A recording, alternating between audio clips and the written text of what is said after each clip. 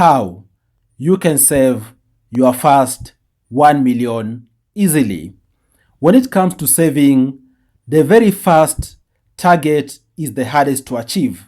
And that's so because you have nothing, you are building towards something. But be sure the second million, the third million is gonna come in very easily because you're gonna have a basis of working with, or even so, you're gonna have the resources to assist you and increase the money which you're gonna be having. For most people out there, saving the first 1 million shilling is the hardest thing to do.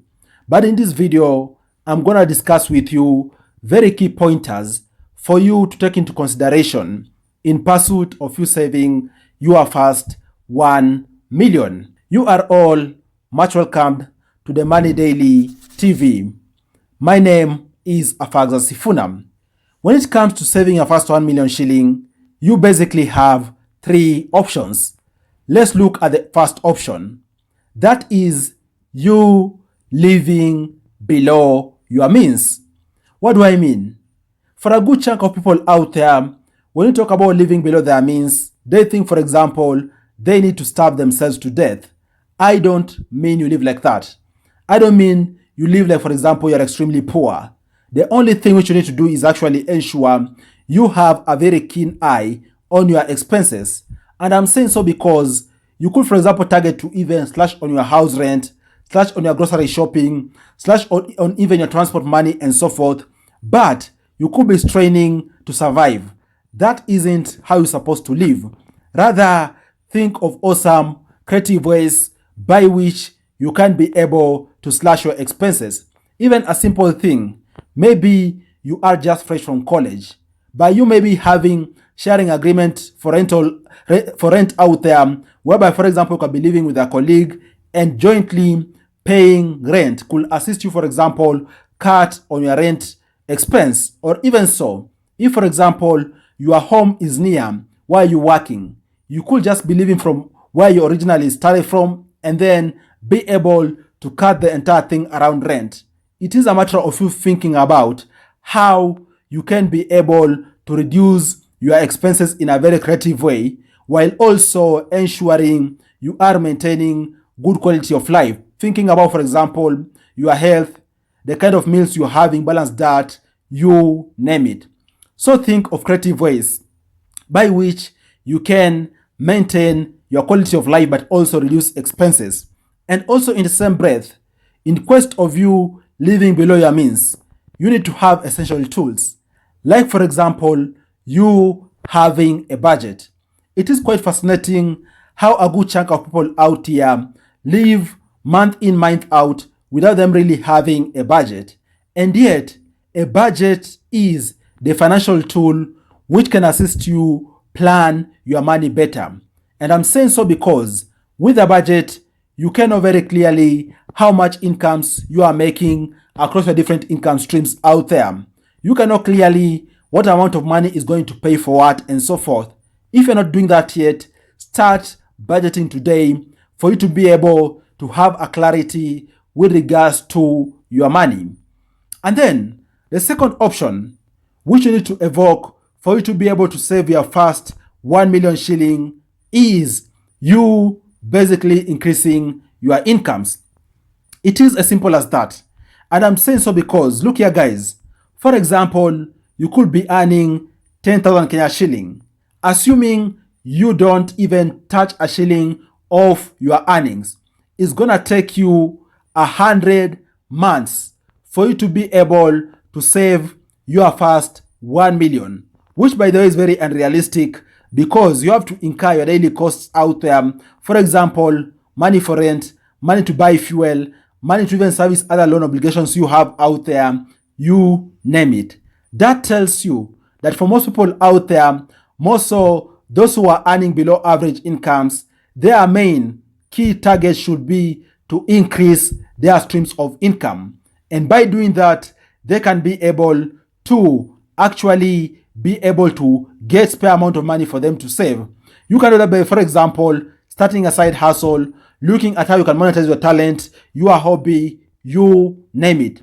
And if, for example, you have the benefit of having a very competitive job out there and you are very sure you are performing very well in your job, you could even think about how you can increase your income in your main job.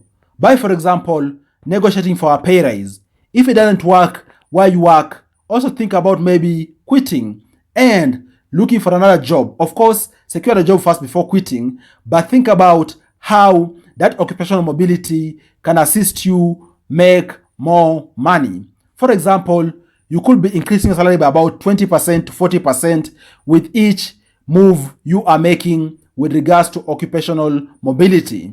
And by the way, guys, my thinking around employment is that at the end of the day, your job needs to assist you to earn money, or even so, if it's very, very compelling, put you in a better position by you being able to learn those awesome things which can assist you be more competitive globally beyond you earning. So, for example, if you're out there, for example, and your job is not assisting you to earn money, or even so, to learn tremendously, chances are you need to be seeking another job out there which can assist you work towards your financial targets. And then the third option which you have is you investing.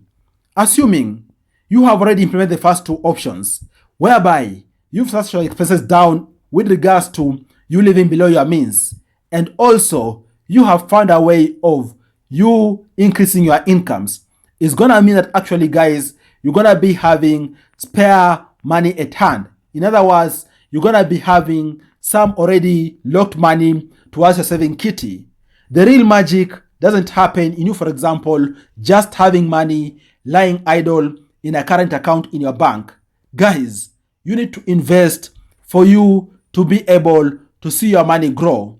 And by the way, when your money grows much faster is when also you're gonna hasten the process towards you saving your first 1 million. For example, maybe you already have 100K saved in a secure place. Why not think, for example, about investing that particular 100K, maybe in fixed deposit securities out there, like, for example, government treasury bills, like, for example, government bonds, you name it. And by that, in 6 months' time, in 1 year time, you could be able to get interest, which actually can add to your saving kitty. And I'm saying so because maybe your target is to save the first 1 million in the next 3 years. How awesome can it be, for example, in case after the first year, the amount you've saved has actually increased by 13%. And I'm saying so because statistics from last year indicate that the return or the interest on government securities averaged 13%.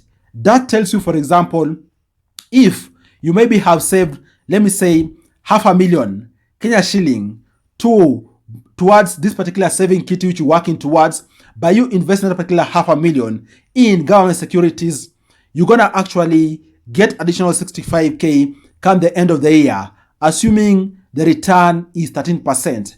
That is how awesome it can be. So think also about investing as a way of you growing your money, you enjoying the benefit of compounding as you work towards achieving your financial goal. Guys, those are the 3 ways through which you can work towards realizing any saving target out there, and even so increasing or growing your money. What do you think about this video?